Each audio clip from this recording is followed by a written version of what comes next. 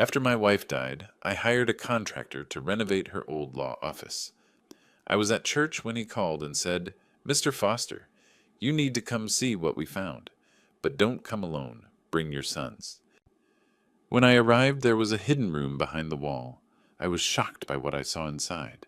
Before I tell you what was in that room, let me know where you're watching from and what time it is where you are right now. 10 months after Louise died, I finally found the courage to deal with her office. It wasn't much, just a converted garage behind our house on Monroe Street, about 12 feet by 15, but it had been hers, her sanctuary. For 23 years, she practiced estate law, there helping elderly clients protect what mattered most.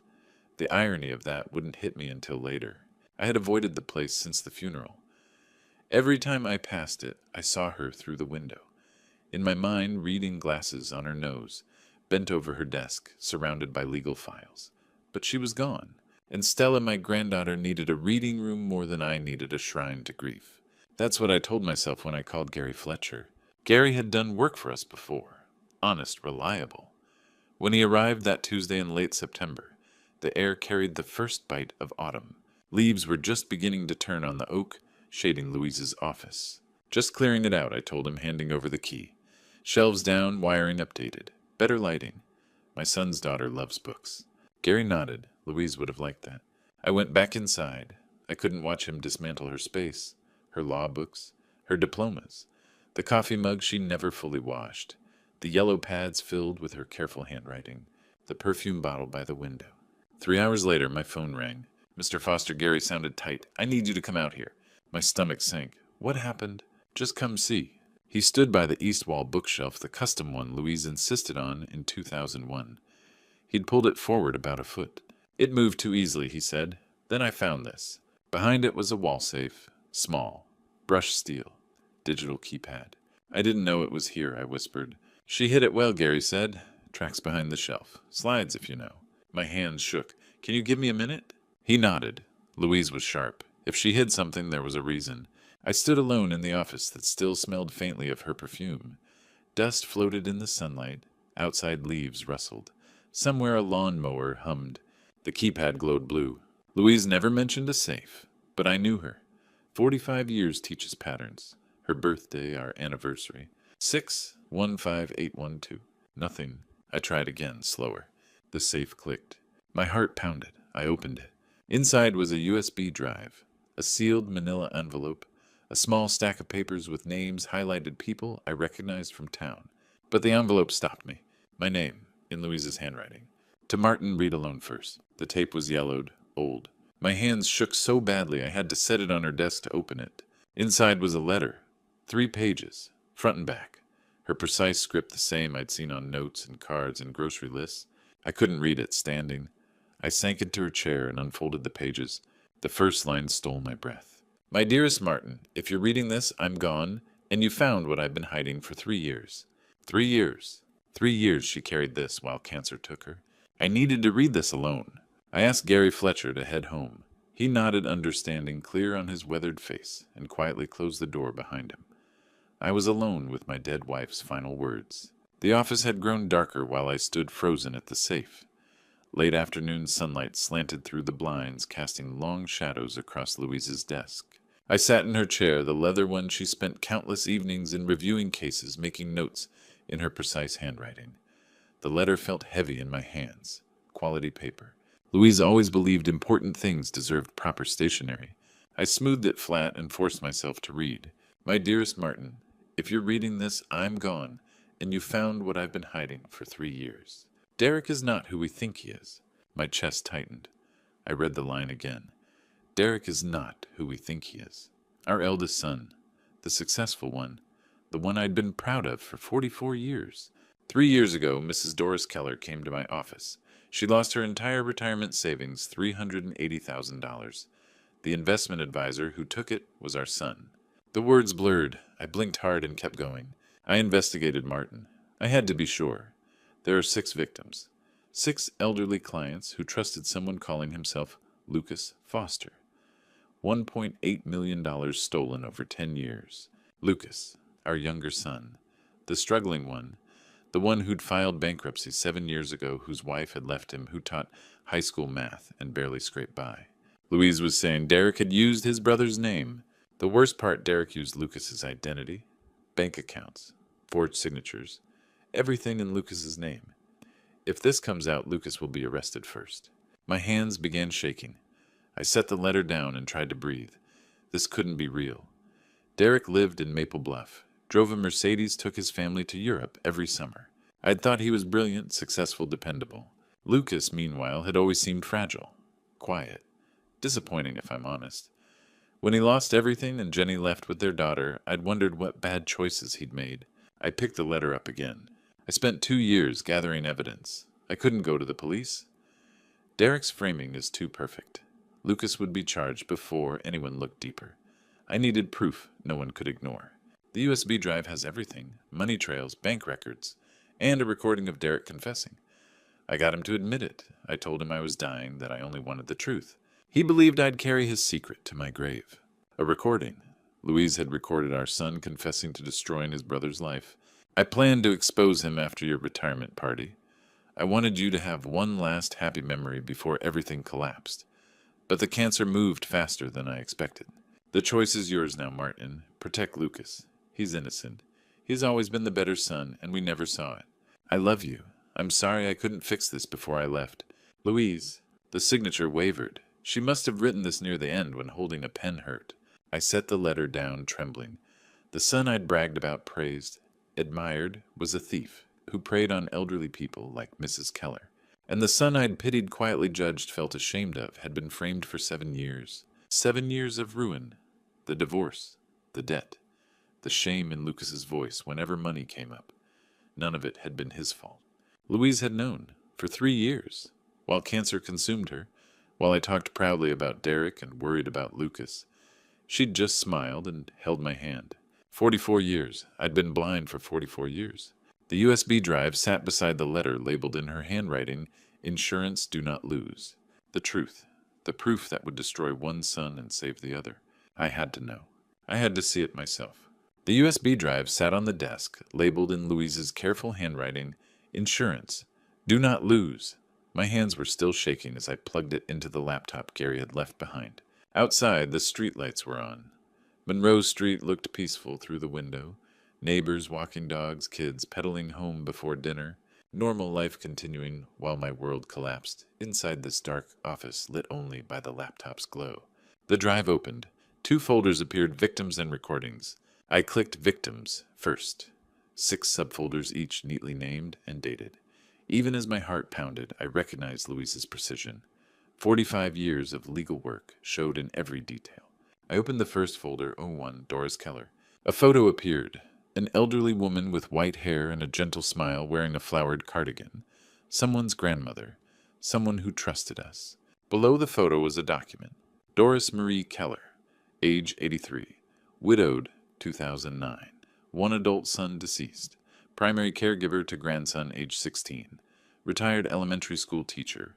Total stolen $380,000 over 18 months. Method investment account opened under the name Lucas Foster. Social security number matched Lucas's. All signatures forged. Client believed she was working with Louise Foster's younger son. Money trail funds moved through shell companies before reaching Derek Foster's accounts. I stared at the screen. $380,000. A lifetime of savings. Money meant to raise a grandson after tragedy. And Derek had taken it, using his brother's name, letting Lucas take the fall. There were 5 more folders, 5 more faces, 5 more ruined lives. I clicked recordings. 8 audio files appeared. My cursor hovered over the first, 2023, 9/15. Confrontation, Derek 1. 3 months before Louise died. I clicked play. Louise's voice filled the room. Calm at first, then Derek's smooth, confident. The voice I'd praised for years. Louise named Doris Keller. Derek deflected. Louise pressed harder. Then his tone changed. He said Lucas's name was on everything. That Lucas would be arrested first, that the elderly had more money than they needed, that Lucas was weak, a failure, that he had won. Then Louise cried. Then the door slammed. I stopped the recording, my hands barely able to move. Derek's laugh echoed in the silent room, cold, proud, cruel. I won, Mom. I won. That voice belonged to my son, the son I bragged about, the son I believed was strong and successful. But what I'd heard wasn't strength, it was corruption, pride in destroying his own brother, satisfaction in stealing from vulnerable people, joy in breaking his dying mother's heart. I could hear Louise crying on the recording. She'd been dying, and she'd spent her final months gathering proof to protect Lucas from the trap Derek built. 7 more recordings waited. 6 more victims. I couldn't listen yet. I needed to rethink everything I knew about my younger son. The bankruptcy, the divorce, the shame in his eyes when money came up, the way his life never seemed to recover. It hadn't been failure. It had been sabotage. Louise was right. Lucas had always been the better son, and I had been blind to it for far too long. I spent the next 3 days going through every file, every document, every second of those recordings. With each piece of evidence, Lucas's life, his struggles, his failures, his quiet pain came into focus under a new and devastating light. The first day I couldn't stop thinking about the divorce. 3 years earlier, Savannah had left him. I remembered the phone call, Lucas's voice low and steady as he said, "She thinks I'm financially irresponsible, Dad, that my credit is ruined, and I'm dragging her down." We had believed it. I had believed it. I even told Louise that Lucas had never been good with money, that his problems were his own doing. Now I knew the truth. Derek's fraudulent accounts, all opened under Lucas's name, had destroyed his credit. The bankruptcy that followed wasn't Lucas's failure. It was Derek's trap carefully built to frame his brother while he grew rich on stolen money. We blamed Lucas. Derek never corrected us. On the second morning, I did something I should have done years ago. I pulled Lucas's credit report using access from an old joint account. The number hit me like a blow. 480. A score that meant no apartment, no loans, no way out. The report listed accounts Lucas never opened, investment firms registered between 2014 and 2019, all delinquent. One business registration read Lucas Foster Director, Foster Financial Consulting. Lucas had never worked in finance. He was teaching algebra while Derek used his identity to create shell companies. Every failure bore Derek's fingerprints. That night, memories rearranged themselves into a horrifying pattern. Lucas earned $52,000 a year. Every background check flagged his credit, costing him promotions. In 2020, when Stella needed emergency surgery, Lucas couldn't get a loan. I remembered the GoFundMe, how embarrassed I'd felt for him. Now I saw it for what it was, survival. He lived in a studio apartment, drove a 15-year-old Honda, never traveled, never complained. He kept teaching, kept showing up for his daughter. Lucas wasn't failing, he was fighting an invisible enemy. Meanwhile, Derek's life gleamed online. I searched his name and felt sick. His Chicago house cost $2.4 million. His LinkedIn listed him as managing partner of a firm with no real clients. Tesla in the driveway, designer suits, country club memberships, all funded by $1.8 million stolen from elderly people who trusted him. On the third day, I drove to Mrs. Doris Keller's house, a small ranch home with a neat garden. She answered slowly, cautious, until I introduced myself. Then her face softened with sympathy for Louise. When I mentioned the money, her eyes filled. $380,000, my husband's life insurance. I was saving it for my grandson's college.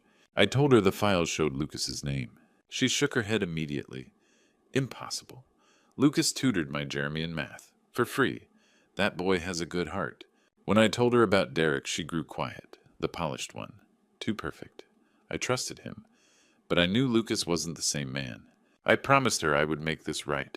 Sitting in my car afterward, 2 truths settled in my bones. Lucas had been destroyed by his own brother, and I had been blind for 44 years. Louise had seen it. She'd spent her final years fighting for Lucas while I looked away. Now she'd left me the proof.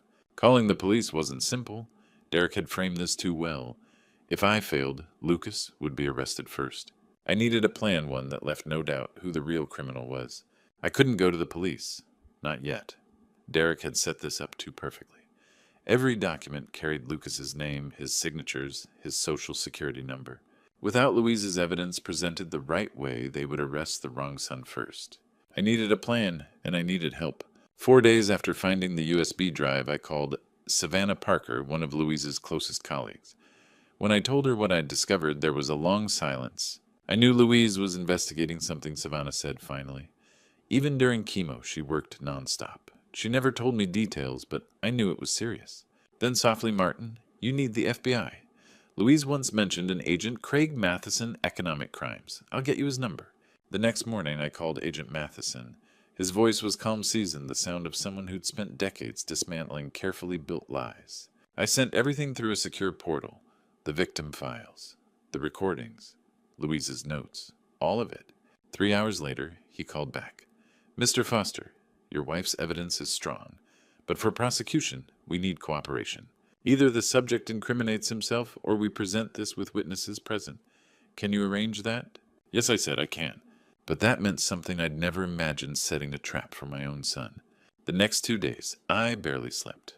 I sat in Louise's office, surrounded by proof of Derek's crimes, wondering how a father turns in his child. Then I thought about Lucas, destroyed by his brother, blamed by his family, punished for something he never did. I thought about Stella, 12 years old, growing up watching her father struggle while I looked the other way. I thought about Louise dying of cancer, using her last strength to protect Lucas while I remained blind. Justice for Louise, protection for Lucas, truth for Stella. That was what mattered now. On Saturday morning, I sent a message to the family group chat. I found something of your mother's during the office renovation. It concerns her estate and our family. I need you both here Saturday at 2 p.m. This matters. Dad. Lucas replied immediately, Yes, sir. Should I bring Stella? Is everything okay? 45 minutes later, Derek responded, Dad, I have a client meeting in Chicago. Can this wait? No, I wrote. 2 p.m. Saturday. About your mother. Don't be late. Saturday arrived cold and gray. I'd been awake since 5, reviewing the evidence again. Louise's letter lay on the desk beside me, her handwriting steady even near the end. Protect Lucas. At 9 o'clock, I called Agent Matheson. Today, 2 o'clock, Louise's office. We'll be there at 1:30, he said. Out of sight. When you're ready, open the front door. I spent the rest of the morning preparing. I dressed carefully, choosing the blue shirt Louise always said brought out my eyes. They looked dimmer now at 68 than they once had, but I wore it anyway. I found Louise's wedding ring removed in her final days and threaded it onto a chain around my neck. It felt like bringing her with me. At 1:45, I heard a car pull into the driveway. My hands were steady. My resolve was steel. Louise had spent 2 years gathering this evidence while cancer killed her, fighting alone to protect the son I'd failed to see. The least I could do was be brave enough to use it, whatever the cost. They arrived minutes apart. Lucas came first, holding Stella's hand, his 12-year-old daughter's face tight with worry. Then Derek arrived, parking his Tesla, a car worth nearly 2 years of Lucas's teaching salary. I watched from the window as they walked up the driveway. Lucas moved carefully, one hand resting protectively on Stella's shoulder. Derek strode in with the confidence of a man who had never doubted his place in the world. They were both my sons, and one had spent a decade destroying the other. Inside Louise's office, I had arranged the room with care. Lucas and Stella sat together on the small couch, Stella pressed against her father. Derek took the armchair across from them, settling in like he owned the space. I stood behind Louise's desk, the laptop open, the evidence ready. Thank you for coming, I said evenly. I know this feels sudden, but it's important. Derek glanced at his watch. Dad, I have a flight back to Chicago at 6. Can we make this quick? It will take as long as it takes, I replied. 10 months ago, your mother died. Before she passed, she left me a letter about something she discovered, something she spent 2 years investigating while cancer was killing her. Lucas leaned forward, confused. Dad, what are you talking about? I'm talking about fraud, theft, identity. Theft, I said, lifting Louise's letter.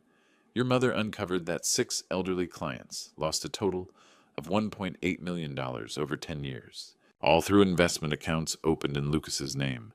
The room froze. What? Lucas whispered. That's impossible. I know you didn't, I said, then turned to Derek. His face was carefully blank. But someone did. Someone who used Lucas's name, his social security number, and forged his signatures. Someone who made sure Lucas would take the fall. Derek stood abruptly. Dad-Mom was heavily medicated near the end. She wasn't thinking clearly. Whatever she wrote. Sit down, I said sharply, both of you. The authority in my voice surprised even me. Derek hesitated, then sat. Your mother was lucid enough to gather bank records, trace money trails, and record conversations. I continued. She confronted the person responsible, and she recorded that too. I turned the laptop toward them and clicked play. Louise's voice filled the room, calm, controlled. "Derek, we need to talk." Derek's voice followed, smooth, confident. "Mom, I'm busy." Doris Keller lost $380,000. A pause. "That's unfortunate," Derek said. "Market volatility?" "Don't," Louise interrupted. "The money went into an account under Lucas's name, but you control it." I watched Derek's face as his own voice played back. His jaw tightened. His eyes flicked toward the door. "I understand theft," Louise said. "I understand you've been using your brother's identity for 10 years. Silence. Then Derek laughed, a cold, hollow sound. "So what are you going to do?" he asked on the recording. "I'm going to the authorities." With what, Derek replied. "Lucas's name is on everything. He gets arrested, not me." Stella was crying quietly now. Lucas sat frozen, staring at the floor. The recording continued. "Those old people had more money than they needed," Derek said. "I used it to build a career. And Lucas, he's weak, a failure. Nobody would believe him over me. I won Mom." Louise's sobs, footsteps, a door slamming. I stopped the recording. The silence afterward was suffocating. Lucas stood shaking. "My bankruptcy," he whispered. "My credit being destroyed. That was you." Derek said nothing. "Savannah left me because she thought I was irresponsible." Lucas went on, tears streaming. "I couldn't get a loan when Stella needed surgery. I had to beg my students for help. I thought it was my fault," Dad Stella whispered. "And it was you," Lucas said, his voice breaking. "You destroyed my marriage, my life, and you let me believe I deserved it." Derek stood slowly smirking. "So what now? Dad, you're going to turn in your own son." Lucas pulled Stella close. Derek waited confident, certain I wouldn't choose justice over blood. He was wrong, and he never understood his mother at all. "Yes," I said quietly, "I will." The word landed hard. Derek's mocking smile vanished. Lucas looked up in shock. I knew there was no turning back. Derek straightened, his tone sharpening. "Fine. I used Lucas's information, but it wasn't personal, Dad. It was business." "Business." I kept my voice calm. "You stole from people who trusted you. Elderly people who worked their entire lives." "Shut up, Lucas," Derek snapped, spinning on his silent brother. "Those people had more money than they needed. I built something with it. I made millions while you taught algebra for $52,000 a year." I turned the laptop toward them. 6 victims. Real names: Doris Keller, 83, Norman Pierce, 81, Harold Webb, Rosalie Collins. Every one of them came to your mother after you vanished with their retirement. I clicked through Louise's files. Here are the forged signatures. Your handwriting pretending to be Lucas's. Here's the money trail accounts in Lucas's name feeding your shell companies. Greenpoint. Cascade. All yours. Derek's jaw tightened. He glanced at the door, calculating. "You want the truth?" he sneered at Lucas. "Every failure you had was because I made it happen." "Derek," I began. "No. Let's finish it." He stepped closer. "The bankruptcy me. Credit cards in your name. Maxed out. Never paid. Your score dropped to 480. That's why you couldn't get loans. Promotions." Lucas trembled, Stella pressed against him, and Savannah Derek continued cruelly calm. "I sent her statements. Accounts you didn't know existed. She thought you were lying. I destroyed your marriage. On purpose." "Stop," Lucas whispered. "I won," Derek shouted. "You lost. Your apartment, your car, your life, because I'm better." Dad Stella cried softly. Lucas held her, unable to speak. "No, Derek," I said. "You lost." I opened the office door. Agent Craig Matheson stepped in, followed by 2 FBI agents. Derek Foster Matheson said evenly, "You're under arrest for wire fraud, identity theft, and elder financial abuse." Derek went pale. "Dad, you can't do this. I'm your son." An agent cuffed him. The sound echoed. "You stopped being my son," I said, my voice breaking, "when you framed your brother and stole from the elderly. When you let us believe Lucas was failing while you destroyed him." "Please." Louise knew, I continued. She spent her last 2 years dying and gathering proof to protect Lucas. It took her death for me to finally see. Matheson read the rights as Derek was let out, shouting threats I no longer heard. The door closed. Silence rushed in. Grandpa Stella asked, "Where are they taking Uncle Derek?" I knelt. "He hurt people, sweetheart. Now he has to face what he did." "Is Dad in trouble?" "No. Your dad is innocent. Always was." I hugged Lucas. He collapsed against me, sobbing. "Your mother did this," I said softly. "She knew who you were. I was the blind one." Later, after they left, I watched the empty street. The FBI car was gone. The son I'd praised was lost. The son I'd overlooked was finally free. There was no victory. Only truth. Justice had been served. It didn't feel like winning. There was no trial. 3 weeks after Derek's arrest, his lawyer contacted Agent Matheson with a plea deal. The evidence was overwhelming. In exchange for full cooperation, revealing every shell company and hidden asset, Derek received 22 years instead of the 50-plus he faced at trial. I attended the sentencing alone. Lucas offered to come, but I told him no. This was something I needed to witness by myself. Judge Carolyn Reynolds, a veteran federal judge with steel gray hair and eyes shaped by decades on the bench, reviewed the plea and addressed my son directly. "Mr. Foster," she said, "you did not merely steal money. You systematically destroyed your brother's life. You used his name, identity, and reputation as cover. If this had gone unchecked, he would have been arrested first. You built your success on his ruin." Derek stood in silence, his tailored suits replaced by prison orange. "This is a profound betrayal," she continued. "You exploited elderly victims and framed your own brother. The law allows mercy. The facts do not." She sentenced him to 22 years in federal prison, followed by 5 years of supervised release, and ordered full restitution of $1.8 million.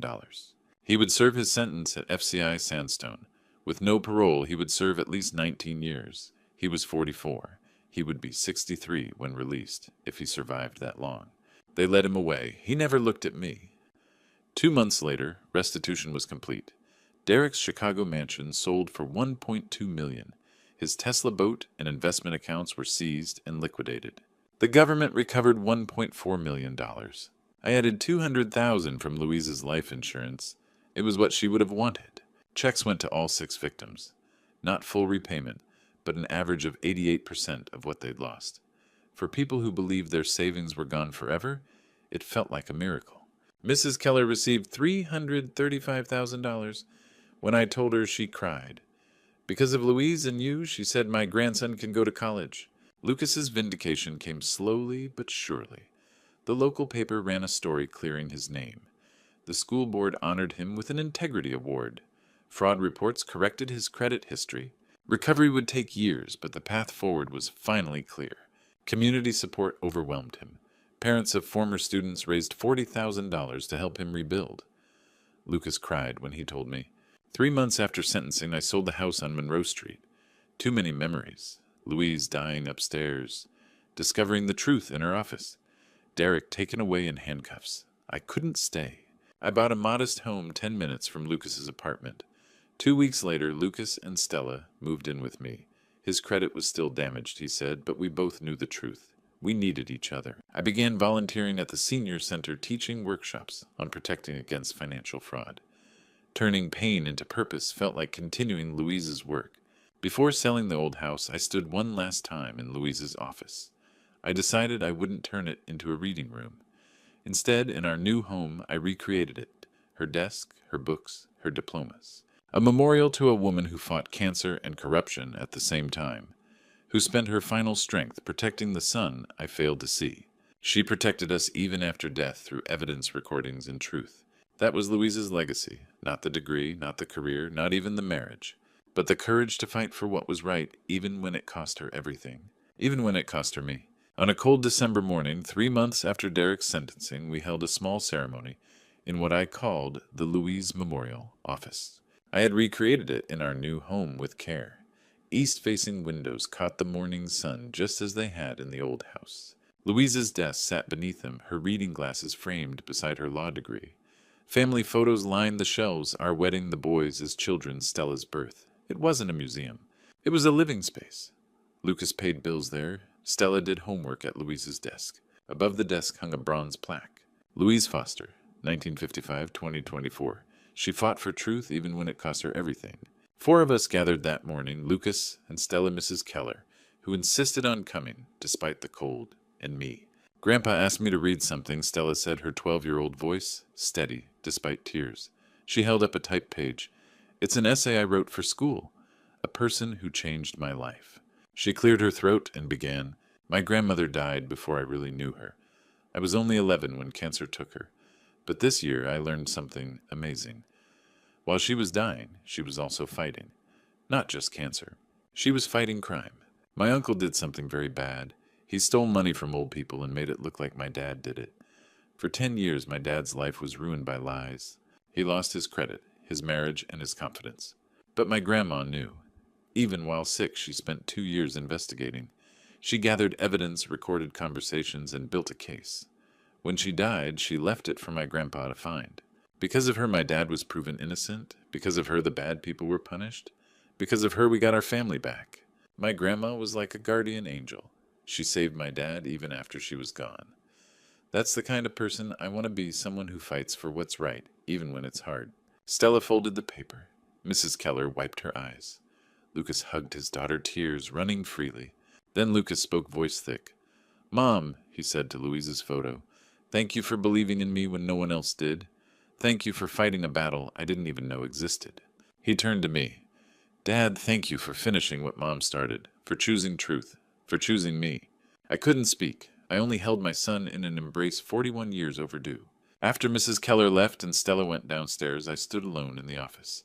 Sunlight cast long shadows across Louise's desk. People ask how I found the strength to turn in my own son. The truth is, I didn't. Louise did. She fought 2 battles, one against cancer, one against corruption. She lost the first, but she won the second, and that victory will outlast us all. Derek is serving 22 years at FCI Sandstone. We don't visit. Some betrayals run too deep. Louise taught me that love sometimes means protecting the innocent even when it costs everything. She didn't just leave evidence, she left truth. And truth gave us back our family, one built on honesty, not blind loyalty. Snow drifted past the windows. Stella's voice called from downstairs. "Grandpa Dad's making hot chocolate." I took one last look at Louise's smiling photo and went down to join them, 3 generations healing together. "Tell me another story about Grandma," Stella said. I smiled. Every story about her is a story about bravery. I'm 68 years old now, and if there's one lesson I've learned from this true story, it's this: don't be blind, like I was. Don't ignore the signs. Don't favor one child over another. Don't wait until someone dies to see their courage. For 44 years, I thought I knew my family. God showed me I was wrong. I thought I knew which son to be proud of. God revealed I'd been celebrating the wrong one. I thought my wife was just a good attorney. God opened my eyes. She was a warrior. These grandpa stories I tell Stella now, they're different from the grandpa stories I used to tell. They're honest. They're about mistakes and blindness and learning too late. But they're also about redemption, about how God can use even our failures to bring truth to light. This true story taught me that sometimes love means choosing justice over comfort, that real family is built on truth, not blind loyalty, that the people we underestimate, like my son Lucas, like my dying wife, are often the ones with the most strength. If you're living this kind of true story right now, if you suspect something's wrong, but you're afraid to look, don't wait like I did. God gives us courage when we need it, but we have to be willing to use it. What would you have done in my place? Have you ever had to choose between family loyalty and doing what's right? Share your thoughts in the comments below. I read everyone. And if these grandpa stories moved, you subscribe to the channel and share this true story with someone who needs to hear it. Sometimes the hardest truths are the ones that set us free. God bless you all.